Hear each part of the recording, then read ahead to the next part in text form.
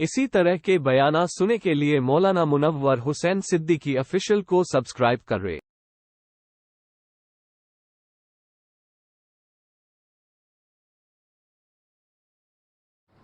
السلام علیکم ورحمۃ اللہ وبرکاتہ۔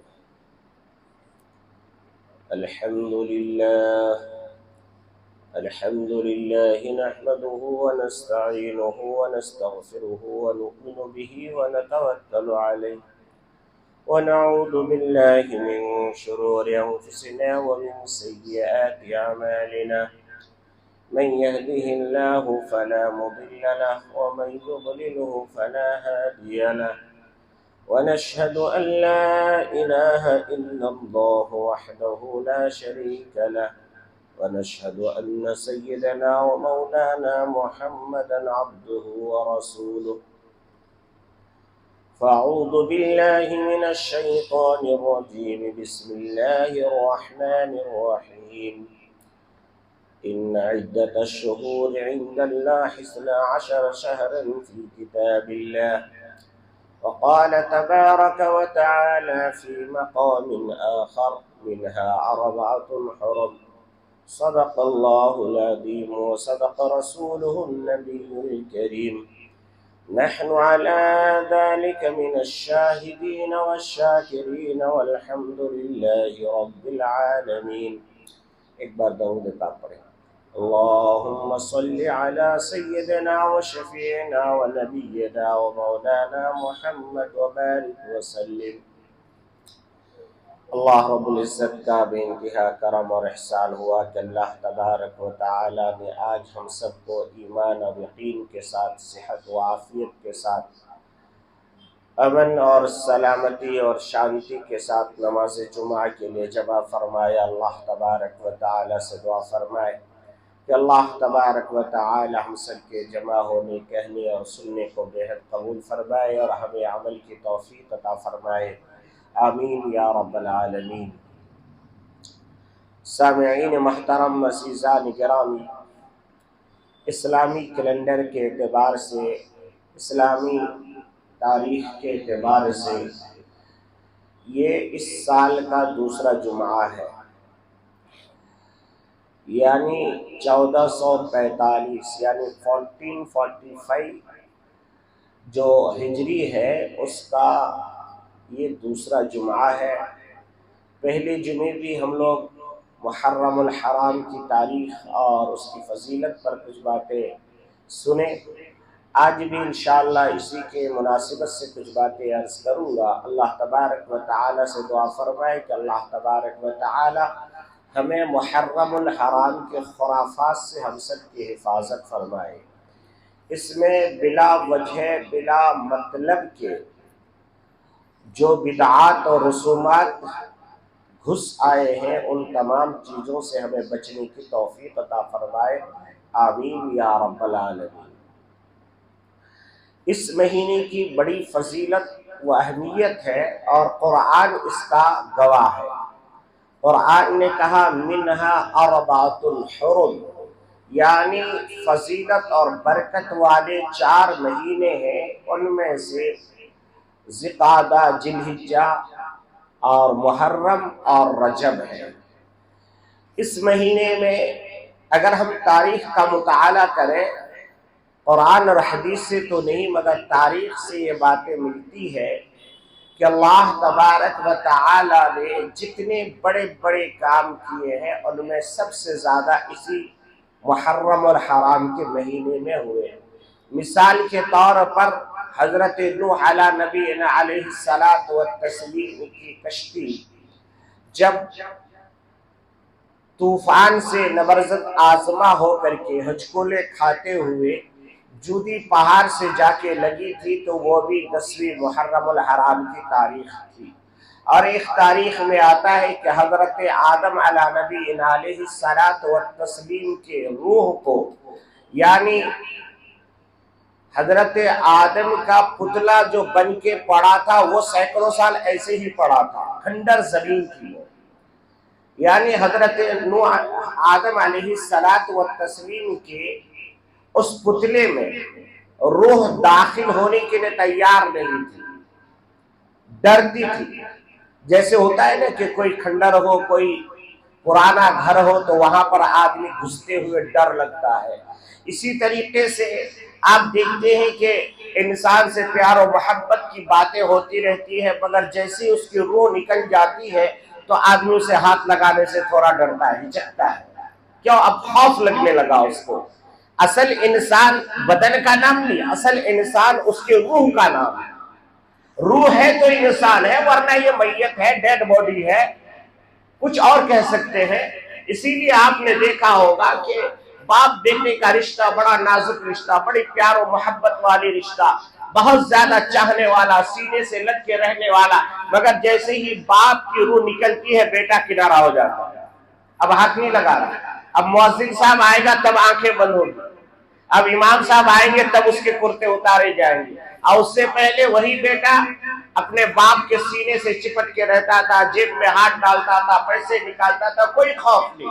क्यों? रूह निकल गई। तो इसी तरीके से अल्लाह तबारक व तआला ने हजरत आदम का जो पुतला बनाया तो रूह जो है सैकड़ों साल तक उसमें दाखिल नहीं हुई, और जब दाखिल हुई तो ये मुहर्रमुल हराम की तारीख। फिर अल्लाह तबारक व तआला ने पता नहीं कितने 100 साल हजरत आदम और हव्वा को वहां जन्नत में रखे, और जन्नत से जब निकाले गए तो फिर यही तारीख। और बड़े बड़े वाकयात, बेशुमार वाकयात इसमें हुए, मगर हम लोग मुहर्रम की तारीख सिर्फ शहादत हुसैन से याद करते हैं। नहीं, ऐसी बात नहीं है। शहादत हुसैन से पहले ही ये महीना अफजल था, बड़ी बरकत वाला महीना। इसीलिए मेरे आका मोहम्मद अरबी सल्लल्लाहु तआला अलैहि वसल्लम ने जो 11 शादियां की उनमें से 2 शादी मुहर्रम में हुई है। सबसे पहली शादी हजरत खदीजतुल कुबरा रज़ी अल्लाह तआला अन्हा से जो हुई वो मुहर्रमुल हराम के महीने में हुई। मगर आज मुसलमान को कहिए कि भाई मुहर्रम में शादी नहीं, क्यों भाई, क्या बात? नबी से ज्यादा समझदार है, नबी से ज्यादा आप जानते हैं। नबी की शादी मुहर्रम में, मुसलमान की शादी मुहर्रम में नहीं।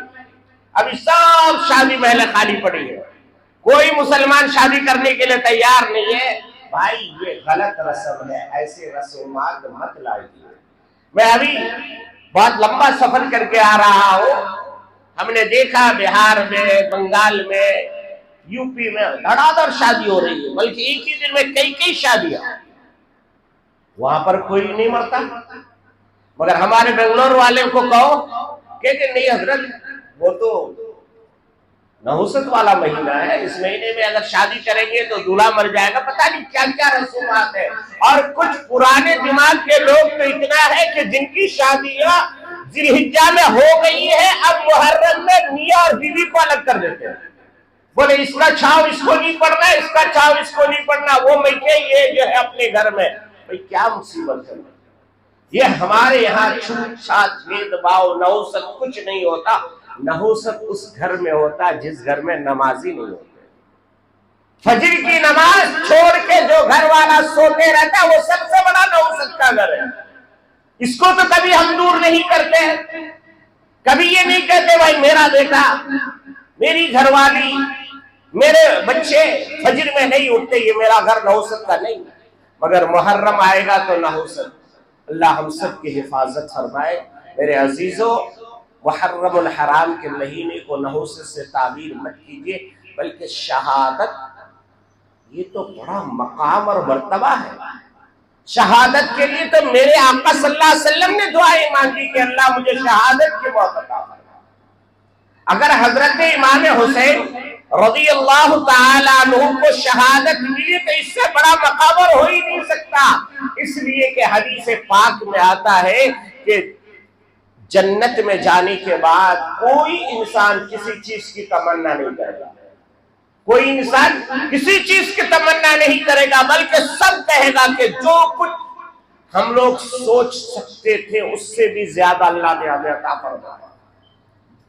उतना हमारी सोच की उसद भी नहीं है, वो भी अल्लाह ने हमें दे दिया। अब हमें कोई चीज की तमन्ना नहीं।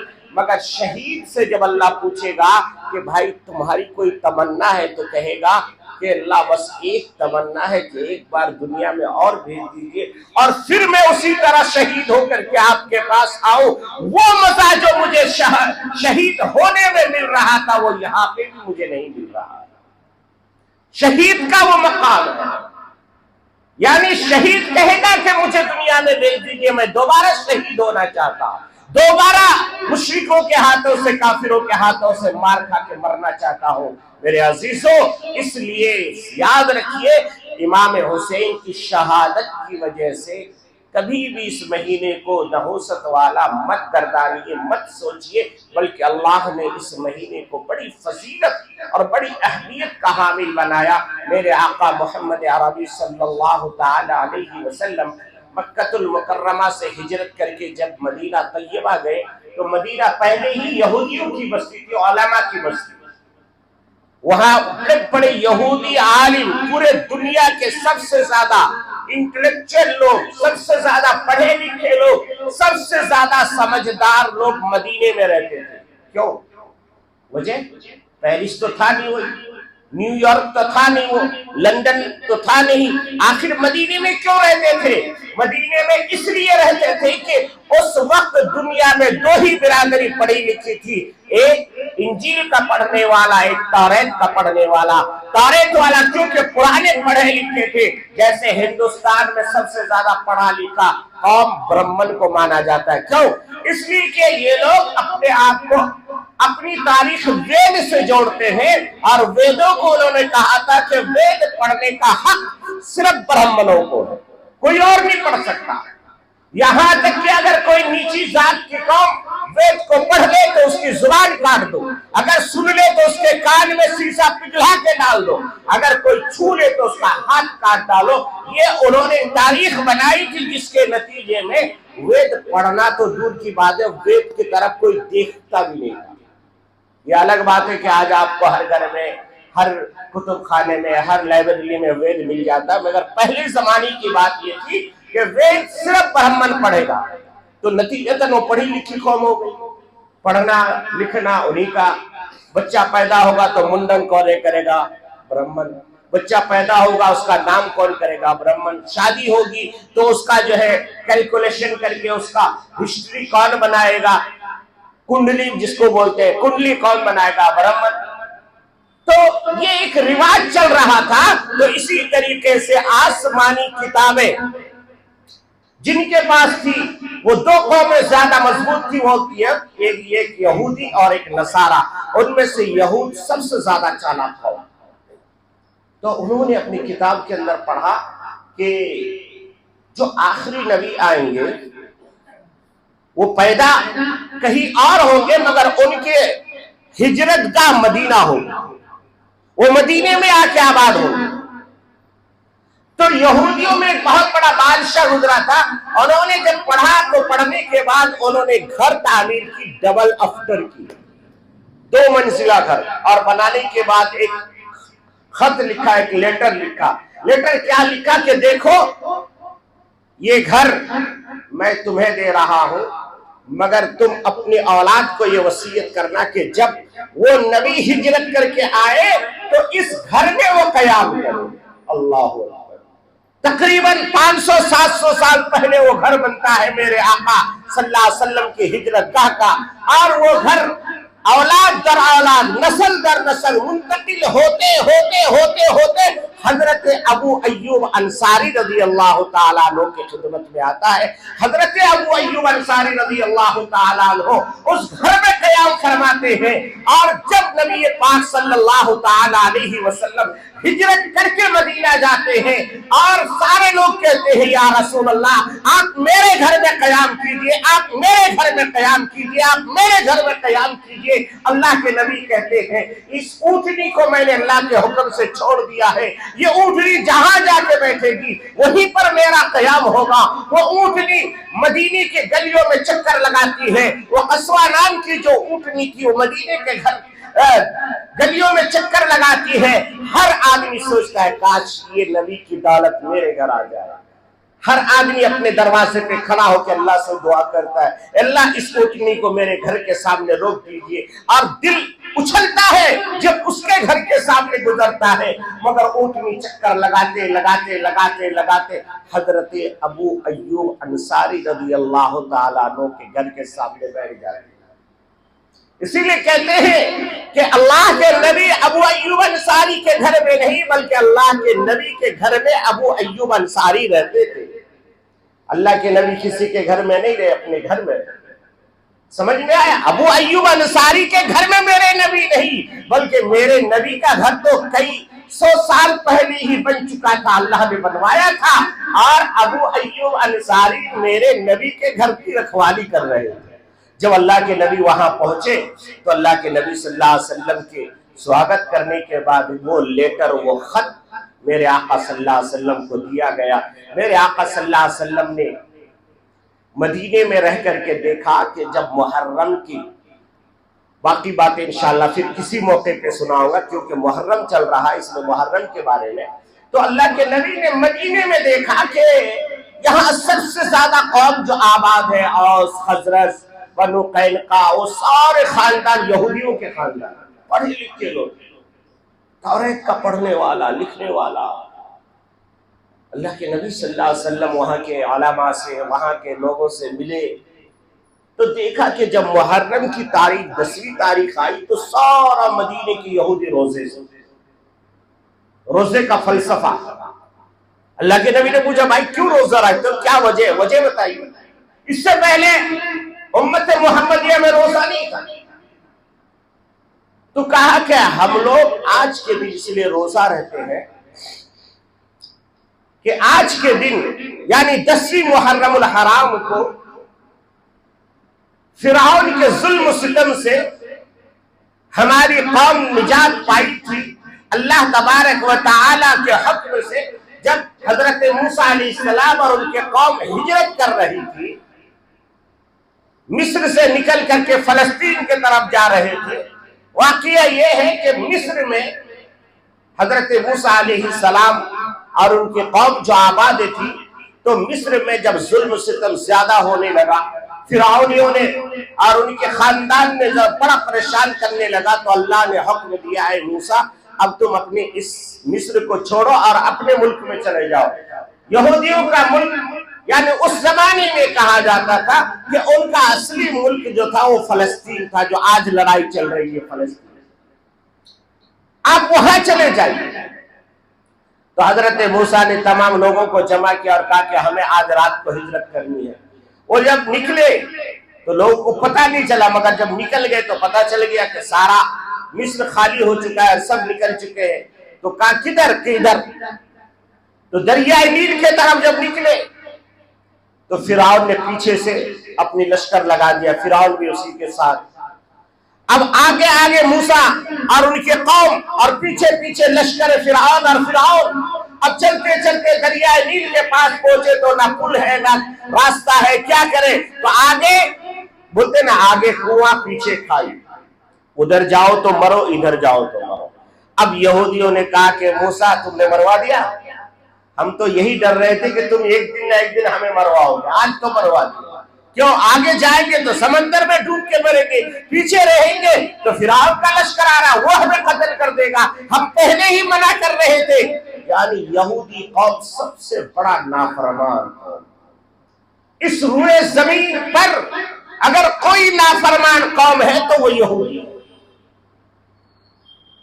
और आज पूरी दुनिया में जो लड़ाई और फसाद का जड़ है वो भी यहूदी। दुनिया के किसी कोने में लड़ाई होती है उसमें यहूदी का हाथ होता है। तो हजरत मूसा ने कहा ला तहज़न इन्नल्लाह माना, ऐ लोगों मत घबराओ, अल्लाह हमारे साथ है। मेरा रब मुझे रास्ता दिखाएगा, मेरी मदद करेगा। बिल्कुल जब किनारे पे पहुंच गए तो अब यह इम्तिहान था ईमान का और यकीन का, और दुनिया में जो है असबाब का, असबाब के तौर पर यह था हजरत मूसा के हाथ में एक लाठी थी और दूसरा कुछ नहीं था। अल्लाह तबारक व तआला ने कहा है मूसा घबराने की जरूरत नहीं, इस लाठी को दरिया पे मारो। अकल ये कह रही थी कि नहीं, लाठी को मजबूती से थामो, क्योंकि यही तुम्हारा एक रास्ता है फिरौन के लश्कर से मुकाबला करने का, क्योंकि कम से कम लाठी तो तुम्हारे पास हो मुकाबला करने के लिए, वो आएगा तो किससे लड़ाई करोगे। मगर अकल तो ये कह रही कि लाठी मजबूती से हाथ में रखो, और अल्लाह की तरफ से ये हुक्म हो रहा है कि ऐ मूसा इस लाठी को दरिया पे मारो। मगर तकदीर हमेशा गालिब आती है। हजरत मूसा ने जैसे ही दरिया पे लाठी को मारते हैं तो वहां से 12 रास्ते अलग अलग निकलते हैं, एक नहीं 12। International highway, GT road, NH4, 12 अलग अलग। क्यों 12? इसलिए कि हजरत मूसा अलैहिस्सलाम की बिरादरी और कबीले में 12 खानदान के अलग अलग लोग, 12 अलग अलग कबीले के लोग थे। हर कबीले के अल्लाह ने अलग अलग रास्ते बनाए और सबको कहा कि चलो अब इधर से। अब दोनों तरफ से पानी का पहाड़, बीच में एकदम खूबसूरत सा रास्ता। अब निकल रहे हैं हजरत मूसा अलैहिस्सलाम के सारी कौम, सारी बिरादरी निकल रही है, और निकलते निकलते दरिया नील को पार कर गया। फिरौन आए तो आके देखा कि रास्ता तो बड़ा अच्छा प्यारा रास्ता है, ये तो डायरेक्ट मद्रास को ले जाएगा, NH4 की तरह चमक रहा है। उन्होंने भी अपने आप को डाल दिया उस रास्ते में, और जब बीच में गए अल्लाह ने कहा पानी को, है पानी जरा मिल जाओ। पानी को क्या कहा? मिल जाओ। आज की तारीख में देखिए कहीं लोग पानी के लिए तरस रहे हैं। आप हिमाचल को देखिए, पहाड़ के पहाड़ पानी में डूब रहा है। कोई सोच सकता था कि राजस्थान में सैलाब आएगा? एक एक कतरा पानी के लिए वहां आदमी तड़पता है। 8-8 दिन जमा करते हैं, तब एक दिन गुस्ल करने का पानी मिलता है राजस्थान के लोगों को। रेतों में अल्लाह ने बारिश का सैलाब भेजा, और देखो रेत का रेत पूरा राजस्थान पानी में डूब रहा है। अरे अल्लाह की कुदरत के सामने कोई चीज नहीं होती, इसलिए अल्लाह तबारक व तआला की कुदरत से डरने की जरूरत है। मूसा अलैहिस्सलाम तो निकल गए, फिरौन आए, अल्लाह तबारक व तआला ने दरियाए नील को हुक्म दिया, दोनों मिल गए। और मिलने के बाद जब फिरौन डूबने लगे तो फिरौन ने कहा आमन्ना बिरब्बि मूसा व हारून, ऐ हारून और मूसा के रब, मैं तुम्हारे ऊपर ईमान लाया। अल्लाह तबारक व तआला फरमाते हैं कि ईमान तो हर वक्त मकबूल है, मगर मरने के वक्त का तौबा कबूल नहीं। तौबा का दरवाजा तो हमेशा खुला रहता है, इंसान गुनाह करे तौबा कर ले। मेरे आका मोहम्मद अरबी सल्लल्लाहु तआला अलैहि वसल्लम ने फरमाया कुल्लुकुम खत्ताऊन व खैरुल खत्ताईन अत-तव्वाबून। मेरे आका मोहम्मद अरबी सल्लल्लाहु अलैहि वसल्लम फरमाते हैं हर इंसान गुनहगार है, हर इंसान से किसी न किसी तरह से गुनाह हो जाता है, मगर बेहतरीन गुनहगार, खूबसूरत गुनहगार वो है कि इंसान से जब गुनाह हो जाए वो तो तौबा कर ले। कुल्लुकुम खत्ताउन व खैरुल खत्ताईन अत-तव्वाबून। मेरे आका सल्लल्लाहु अलैहि वसल्लम ने फरमाया बेहतरीन गुनहगार वो है कि जो गुनाह होते ही फौरन तौबा कर ले। और तौबा नाम है अहद का, तौबा नाम है इरादे का। इरादा ये करे कि अल्लाह मुझसे गलती हो गई, मैंने ये गुनाह कर लिया, आइंदा अब इस गुनाह की तरफ, करना तो दूर की बात है, सोचूंगा भी नहीं, करूंगा भी नहीं। जब इंसान ऐसा इरादा कर लेता है उसका पिछला किया हुआ गुनाह माफ हो जाता है। अल्लाह नहीं पूछता कि तुमने वो गुनाह क्यों किया था, बल्कि अल्लाह कहते हैं जब मैंने तुझे माफ कर दिया। होंगे जब सब दरवाजे बंद तो एक दरवाजा खुला होगा, होंगे जब सब दरवाजे बंद तो एक दरवाजा खुला होगा। चलो तौबा करे, तौबा का दरवाजा खुला होगा।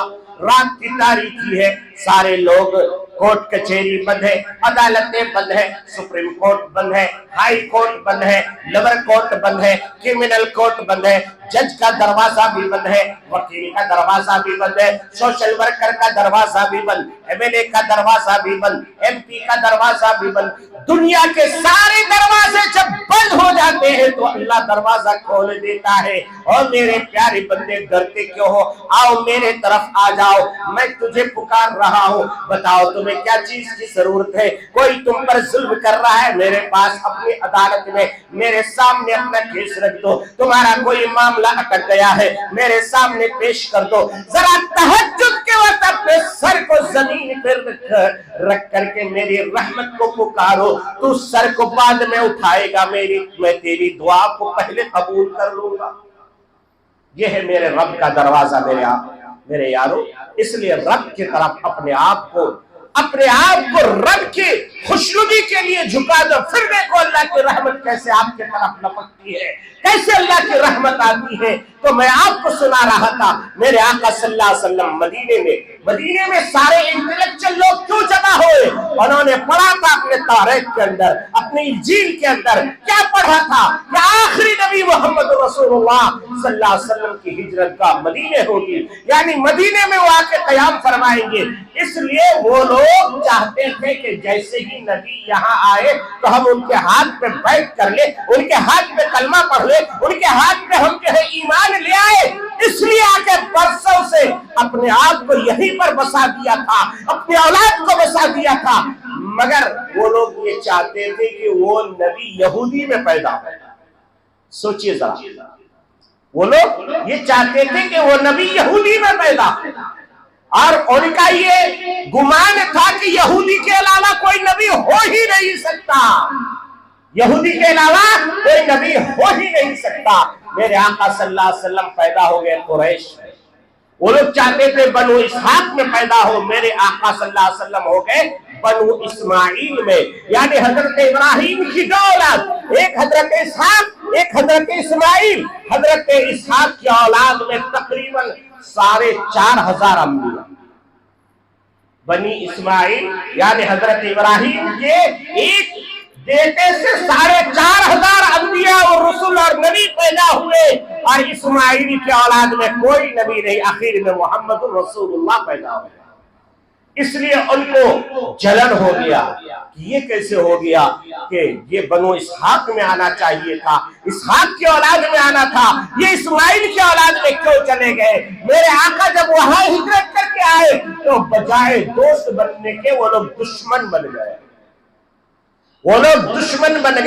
और उसी दिन से आज तक मुसलमान की दुश्मनी यहूदी से चल रही है। मगर यहूदी हमारे बारे में सब कुछ जानता है, मुसलमान यहूदी के बारे में कुछ नहीं जानता। मुसलमान कुछ नहीं जानता, यहां तक कि हमसे ज्यादा कुरान को समझने वाला यहूदी, हमारे कुरान पर रिसर्च करके एटम बम बनाने वाला यहूदी, हमारे कुरान पर रिसर्च करके असलहा बनाने वाला यहूदी, और हम कुरान को रख दिए लपेट करके, अरे मुहर्रम की 10वीं तारीख आएगी तब ना पढ़ेंगे, उससे पहले क्यों पढ़ना है? 10वीं तारीख आएगी तब पढ़ेंगे, शबे बारात की रात आएगी तब पढ़ेंगे, रमजान मुबारक का महीना आएगा तब पढ़ेंगे। बस कुरान को हमने एक जो है मरने वालों की किताब बना दिया, और यहूदी जानता था कि ये कुरान पर अगर हम अमल कर लिए तो हम पूरे वर्ल्ड में, पूरी दुनिया में अपनी हुकूमत बना सकेंगे। इसीलिए उन्होंने सूरह हदीद का मुताला किया, उन्होंने सूरह फील का मुताला किया, अलम तरा कैफ फअल रब्बुका बिअस्हाबिल फील का मुताला किया कि वो छोटे छोटे कंकर अबाबील के मुंह से निकलता था, और अबरहा के लश्कर के सर पे घुस करके, हाथी पर घुस करके वो पत्थर जमीन पे कैसे घुसता था, उसके अंदर क्या सलाहियत और ताकत अल्लाह ने रखी थी, उसी को रिसर्च करके यहूदियों ने एटम बम बनाया। कि आज एटम बम आसमान से निकलता है, ऊपर से प्रवास करते हुए नीचे की तरफ आता है, इंसान को भी मारता है, जमीन के अंदर दाखिल हो जाता है। मेरे साथियों, तो कुरान के ऊपर रिसर्च कीजिए, कुरान को पढ़िए, कुरान को समझिए। बहरहाल मैं बता रहा था, मेरे आका सल्लल्लाहु अलैहि वसल्लम ने यहूदियों से पूछा कि रोजा क्यों रखते हो? तो कहने लगा रोजा हम इसलिए रखते हैं कि आज फिरौन के लश्कर से हमें निजात मिली थी, फिरौन के जुल्म और सितम से हजरत मूसा को निजात मिली थी, इसीलिए हम उन्हीं की याद में रोजा रखते हैं। میرے آقا نے فرمایا اگر تم موسیٰ کی وجہ سے روزہ رکھتے ہو تو اس کا زیادہ حقدار ہم ہوتے ہیں، اس لیے کہ موسیٰ کی تعلیمات کو ہم نے اپنایا ہے، موسیٰ کے طریقے کو ہم نے اپنایا ہے، موسیٰ میرا بھائی ہے۔ اس لیے میرے آقا صلی اللہ علیہ وسلم نے اسلام کی تاریخ میں سب سے پہلا روزہ 10ویں محرم الحرام کا روزہ، اللہ کے نبی نے فرمایا آئندہ سال اگر میں زندہ رہا تو انشاءاللہ محرم الحرام کی 10ویں تاریخ کو میں روزہ رکھوں گا، اور 9ویں یا 11ویں بھی اس کے ساتھ ملا ہوگا، تاکہ ایک روزہ تو تمہارا موسیٰ کی وجہ سے ہو اور ایک روزہ یہودیوں کے مخالفت میں ہو، اس لیے کہ یہودیوں کے ساتھ مشابہت ہماری ہو نہیں سکتی۔ تو معلوم یہ ہوا کہ 10ویں اور 9ویں یا 11ویں یہ 3 دن میں سے 2 دن مسلمانوں کو روزہ رہنا چاہیے، بلکہ حدیث پاک میں آتا ہے کہ رمضان المبارک کا روزہ جب تک فرض نہیں ہوا تھا اس سے پہلے تک مسلمانوں پر یہی 2 روزے فرض تھے، اس لیے ہمیں چاہیے کہ ان دونوں روزوں کو ہم خود بھی رکھیں، بچوں کو بھی عادت ڈالیں، بچوں کو بھی رکھوائیں، اس لیے کہ آپ اور ہم تو رہیں گے نہیں، ہمارے بچے رہیں گے، تو وہ بچوں کے اندر تاریخ منتقل ہمیں کرنی ہے۔ اگر بچوں کو آپ نے آج سے رکھنے کی عادت نہیں ڈالی تو وہ کل جب جوان ہوگا تو وہ نہیں رکھے گا، اس لیے ہم اپنی علمی وراثت کو، اپنی اسلامی وراثت کو اپنے بچوں پر منتقل کرتے رہیں اور اس پر عمل کرتے رہیں۔ میرے آقا صلی اللہ علیہ وسلم نے فرمایا جو یہ روزہ رکھے گا اس کو 1 سال روزہ رکھنے کا ثواب ملے گا۔ اللہ اکبر، 1 سال روزہ رکھنے کا ثواب۔ بہرحال تو میں آپ کو بتلا رہا تھا کہ فرعون نے کیا کہا، آمنا برب موسیٰ و ہارون، اے اللہ میں ایمان لایا موسیٰ کے رب پر اور ہارون کے رب پر۔ یہاں واسطہ بنا دیا کس کو؟ موسیٰ اور ہارون کو۔ سوچئے، ایک ٹاپک دے رہا ہوں آپ کو، سوچنے کے لیے آپ کے ذہن کا دروازہ کھول رہا ہو۔ اللہ نے کہا اے فرعون اگر ڈائریکٹ میرے اوپر کلمہ پڑھ لیتے تو میں معاف بھی کر دیتا، مگر واسطہ کیوں کہ تو نے بنا دیا موسیٰ اور ہارون کو، تو اس لیے اب مجھے موسیٰ سے بھی پوچھنا پڑے گا۔ موسیٰ علیہ السلام سے کہا کہ موسیٰ فرعون ایمان لا رہا ہے، کیا کیا جائے؟ ابھی کچھ جواب ملتا کہ حضرت جبرائیل نے کیچڑ اٹھایا اور فرعون کے منہ میں ڈال کر کے ڈبو دیا۔ کیوں؟ اس لیے کہ کہیں اللہ کو اگر رحم آ گیا، اللہ کو، کیونکہ اللہ ارحم الراحمین ہے، اللہ رحمان ہے، اللہ رحیم ہے۔ اللہ تو چاہتے ہیں کہ گنہگار سے گنہگار بندہ توبہ کر لے، اور میرے دروازہ کھلا ہے توبہ کا، اور میری جنت میں آ کے مزہ لوٹ لے۔ اس لیے حضرت جبرائیل نے کہا اس نے موسیٰ کو بڑا تکلیف دیا ہے، اسے ڈبا دو یہیں پر۔ وہ ڈوب کے تو مر گیا۔ اللہ نے کہا کہ فرعون تو نے ایمان لے آیا، اس لیے چل تیرے ایمان کا اتنا بدلہ تجھے دے دیں گے، ننجی کا ببدنی کا، یعنی تیری روح کو نجات تو نہیں ملے گی، وہ تو جہنم میں ہی جائے گا، مگر تیری بدن کو ہم نے نجات دے دی ہے، تیری بدن کی ہم نے اتنی حفاظت کر دی کہ تیرے بدن کو قیامت تک کے لیے ہم علامت بنا دیں گے، قیامت تک تیری بدن کی حفاظت کریں گے، نہ زمین کھائے گی، نہ سمندر کی مچھلیاں کھائے گی، نہ سمندر کا پانی اسے سڑائے گی، بلکہ کچھ نہیں ہوگا، بلکہ قیامت تک کے لیے ہم علامت بنا دیں گے۔ کسی میرے دوست نے آ کے کہا، مجھے تو حقیقت اس کی معلوم نہیں کیونکہ میں اپنے آنکھوں سے ابھی تک اسے دیکھا نہیں، ایک ہمارے دوست نے کہا کہ ہم مصر گئے اور وہاں پر کچھ لکھا ہوا ہے فرعون کے لاش کے پاس کہ اگر کسی کو اللہ کا امتحان لینا ہو اور جو یہ نہیں چاہتا بلکہ یہ کہتا ہے کہ اللہ ہے یا نہیں ہے، تو یہ فرعون کی لاش اس کے لیے ایک ثبوت کے طور پر موجود ہے کہ وہاں تلوار بھی رکھی ہے، وہاں پر پیٹرول بھی رکھا ہوا ہے، وہاں پر ماچس بھی رکھا ہوا ہے، جو چاہے امتحان لے لے۔ کیسے؟ تلوار سے اس کو کاٹ ٹکڑا کرے، یہ ٹکڑا نہیں ہوگا، पेट्रोल डाले, आग लगाए, ये जलेगा नहीं। फावड़ा से जमीन खोदे, उसको मिट्टी में दबाए, वो दब के रहेगा नहीं।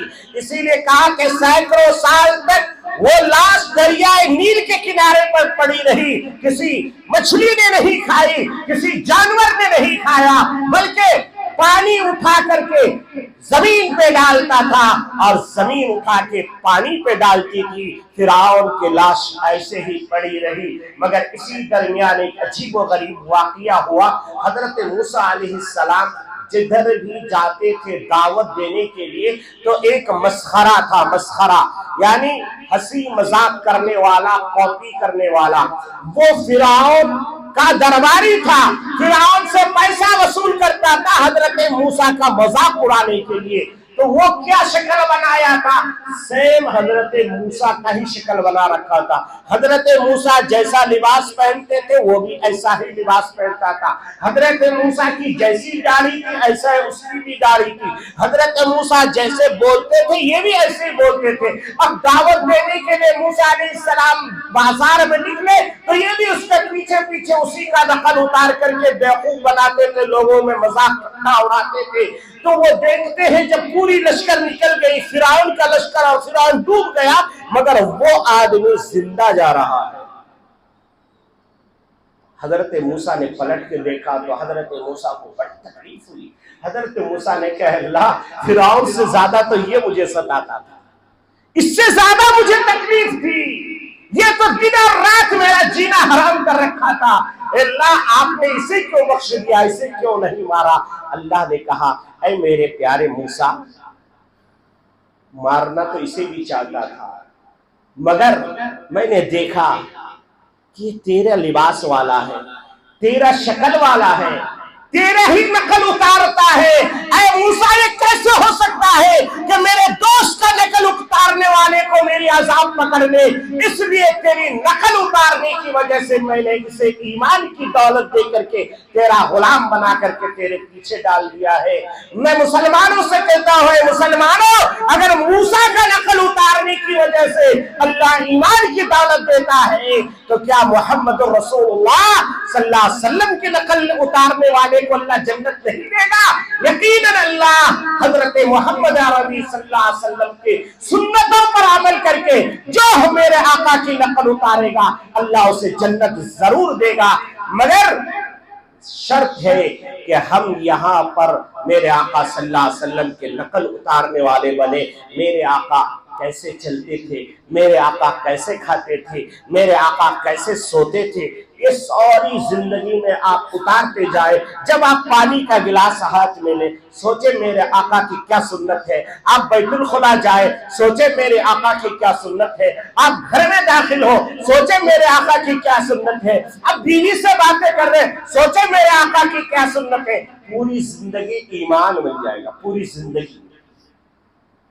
ईमान और इस्लाम कोई अलग चीज का नाम नहीं, इसी बीच में है। सिर्फ थोड़ी सी कोशिश ये करना, मेरे आका की जो सुन्नत है उस पर हमें जिंदगी गुजारना। मेरे आका ने कभी मना नहीं फरमाया कि दौलत मत कमाओ। मेरे आका ने कभी नहीं कहा कि तिजारत मत करो। मेरे आका ने कभी नहीं कहा कि आप मालदार न बनो। मेरे आका ने हमेशा तलकीन दी, फस्तबिकुल खैरात, खूब कमाओ, हलाल कमाओ, चोरी करके मत कमाओ, धोखा दे करके मत कमाओ, हलाल कमाओ। बहरहाल मैं आपसे गुजारिश करता हूं कि इस मुहर्रमुल हराम की तारीख में आपने शहादत हुसैन को बार बार सुना है, इसलिए मैंने वो नहीं सुनाया, क्योंकि हर इमाम और खतीब शहादत हुसैन को बयान करता है, अली असगर का वाकया बयान करता है, तीर कैसे लगी थी, हलक में कैसे गई थी, पानी के प्यासे कैसे तड़प तड़प के जान दिए थे। आप जिंदगी भर ये सुनते रहते हैं, इसलिए मैंने जरा हट के कुछ आपको सुनाया ताकि हमारी जिंदगी में इनकलाब आ जाए। अल्लाह तबारक व तआला हमें अमल की तौफीक अता फरमाए। यकीनन हजरत सैयदना इमाम हुसैन और हजरत इमाम हसन, हजरत अली, हजरत फातिमा ज़हरा, इन सब से मोहब्बत करना ईमानी की अलामत है। मगर मोहब्बत का पैराया अलग है। मोहब्बत में कोई नाचता नहीं है। मेरा बाप मर जाए, घर में लाश पड़ी हो, मैं ढोल बजाऊंगा? बताइए, आप बजाएंगे?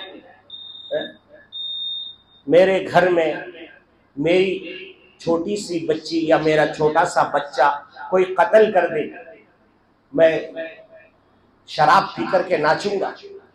نہیں۔ اس لیے جو طریقہ اب چل رہا ہے، جلوس نکال کر کے، ڈھول تاشے بجا کر کے ایک عجیب و غریب ایک پیغام دیا جا رہا ہے، یہ غلط ہے۔ ہاں، آپ کرنا چاہتے ہیں تو میرے آقا صلی اللہ علیہ وسلم کے نواسوں کو جنہوں نے شہید کیا وہ کون تھے، اس کو پہچانیے، اور اس کے بعد سوچئے کہ آج اسلام کا ڈائریکٹ نواسا جو حضرت امام حسین خود ہے، اور انہوں نے آخری خطبہ دیا تھا میدان کربلا میں کہ اے لوگوں یاد رکھو اس وقت پورے روئے زمین میں میرے علاوہ ڈائریکٹ نواسا حضور کا کوئی زندہ نہیں ہے، میں نواسا ہوں حضور کا۔ میرا وہ گھر ہے کہ جہاں پر اپنے غیر بھی آ کے خالی ہاتھ نہیں جاتے تھے، میرا وہ گھر ہے جو میرے جھولا کو جھلانے کے لیے آسمان سے جبرائیل نازل ہوتے تھے۔ آج تم لوگ مجھے مارنا چاہتے ہو، میرا ایک ہی پیغام ہے، اللہ کی روئے زمین پر اللہ کی حکومت قائم کرنی ہے۔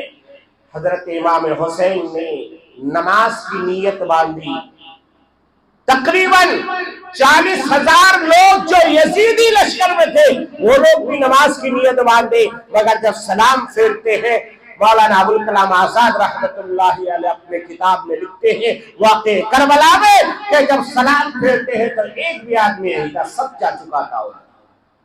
اکیلے حضرت امام حسین نے نماز ادا کی، اور اس کے بعد آپ نے خطبہ دیا۔ وہ خطبہ حضرت مولانا ابوالکلام آزاد لکھتے ہیں اپنی کتابوں کے اندر، آپ نے خطبہ دینے کے بعد پھر آپ لڑائی کی تیاری کرتے ہیں، تیار و مددگار آپ کو شہید کر دیا جاتا ہے، آپ کی گردن کو یہاں سے کاٹ دی جاتی ہے، آپ کے لاش پر گھوڑے دوڑا کر کے جو اس کو ٹکڑے ٹکڑے کر دیا جاتا ہے، لاش کو نیزے پہ اٹھا کر کے یوں بلند کیا جاتا ہے۔ آج اسی کا نقشہ کوئی بناتا ہے اور آپ دیکھنے کے لیے جاتے ہو، شرم نہیں آتی؟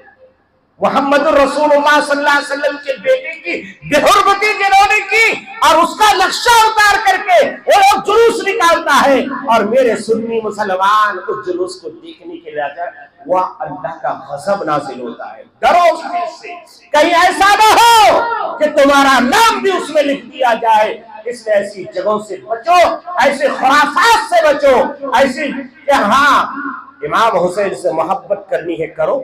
میرے آقا صلی اللہ علیہ وسلم کے نواسوں نے زندگی کیسے گزاری، مرتے دم تک زبان پر قرآن کی تلاوت جاری تھی، اور سجدے کے حالت میں آپ کے سر کو کاٹا گیا تھا۔ کرو نماز کی پابندی، کون منع کر رہا ہے؟ ساری مسجدیں کھلی ہیں۔ میرے بھائیوں، میرے حال وقت زیادہ ہوا، اللہ ہمیں عمل کی توفیق عطا فرمائے، خرافات سے ہم سب کی حفاظت فرمائے، سنت پر عمل کر کے زندگی گزارنے کی توفیق عطا فرمائے۔ آمین۔ وآخر دعوانا الحمدللہ رب العالمین۔